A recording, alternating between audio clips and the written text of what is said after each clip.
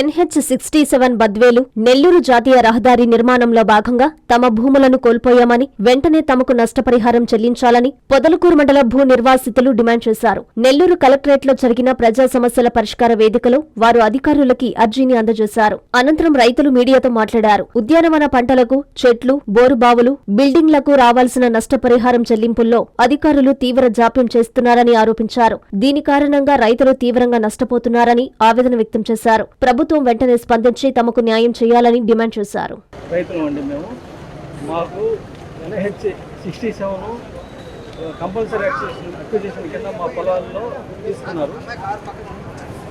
అయితే మాకు ఇచ్చిన కాంపెన్సేషన్ చాలా తక్కువ ఇచ్చారు మా మండలానికి. మాది పొదలకూరు మండలం వెనకబడిన ప్రాంతం అండి. మాది మండల ప్రాంతం వెనకబడిన ప్రాంతం చాలా తక్కువ ఇచ్చారు మాకు. అన్ని మండలాలతో పోల్చి అవతల మనుబోలు మండలం అయితే వెంకటాచలం మండలం అయితే అక్కడ 34 లక్షలు దాకా ఇచ్చారు ఫస్ట్ దఫాలోనే. కానీ పొదలకూరు మండలం స్థలకి 7,80,000 వరకే ఇచ్చేశారు. ఎందుకంటే రిజిస్ట్రేషన్ వాల్యూ ఎక్కువ లేదని ఇచ్చేశారు. కానీ మా మండలంలో ఎక్కువ నిమ్మ చెట్లు మీద ఆధారపడి బతుకుతున్న వాళ్ళు సన్న చిన్నకారు రైతులు ఉండే ప్రాంతం అండి. ఎక్కువ పొలాలు కూడా ఉండే రైతులు కూడా కాదు. ఆ నిమ్మ చెట్లు కూడా ఏంటంటే ఇప్పుడున్న పరిస్థితులను బట్టి అవి మేము కష్టపడి సాగుకొని 4 సంవత్సరాలు వాటిని మొలకలేసి 4 సంవత్సరాలు సాగుకొని తర్వాత అవి క్రాప్కి వస్తాయి, పంట వస్తుందండి. అవి 30 సంవత్సరాల నుంచి 40 సంవత్సరాల దాకా మాకు రైతుకి క్రాప్ అందిస్తాయండి. అవి కనీసం ఇప్పుడున్న పరిస్థితుల్లో ఏంటంటే సంవత్సరానికి ఒక ఎకరాకి ఇప్పుడున్న ధరల ప్రకారం 4 నుంచి 5 లక్షల దాకా వస్తుంది.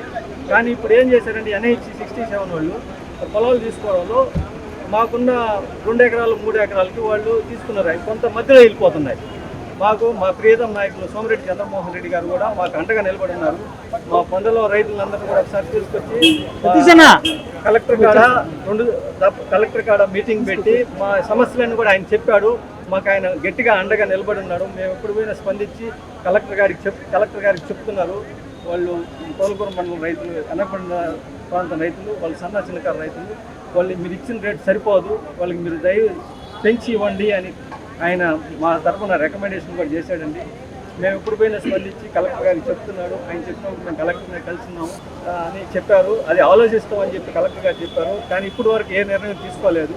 మేము మా మండలం తరఫున మేమందరం కూడా కోరుకునేది ఏంటంటే కలెక్టర్ గారిని అయితే సీఎం గారిని అందరిని కూడా కోరుకునేది ఏంటంటే మాకు న్యాయం చేయమని కోరుకుంటున్నాము. సరైన ధరను నిర్ణయించి అవతల మండలాలకు ఎలా ఇచ్చారో మాకు కూడా అదే విధంగా పొలం ధర నిర్ణయించి ఇవ్వాలని కోరుకుంటున్నాం.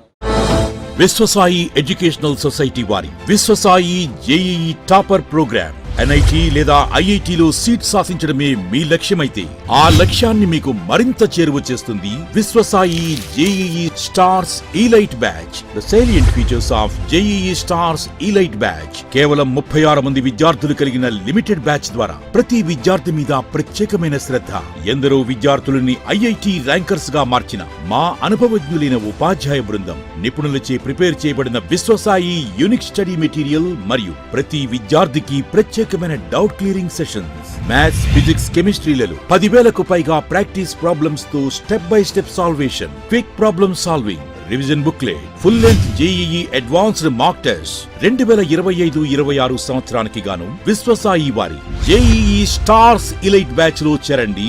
విశ్వసాయి అంటేనే తల్లిదండ్రుల నమ్మకం, విద్యార్థుల విజయం. Viswasai educational society, Nellore, Tirupati.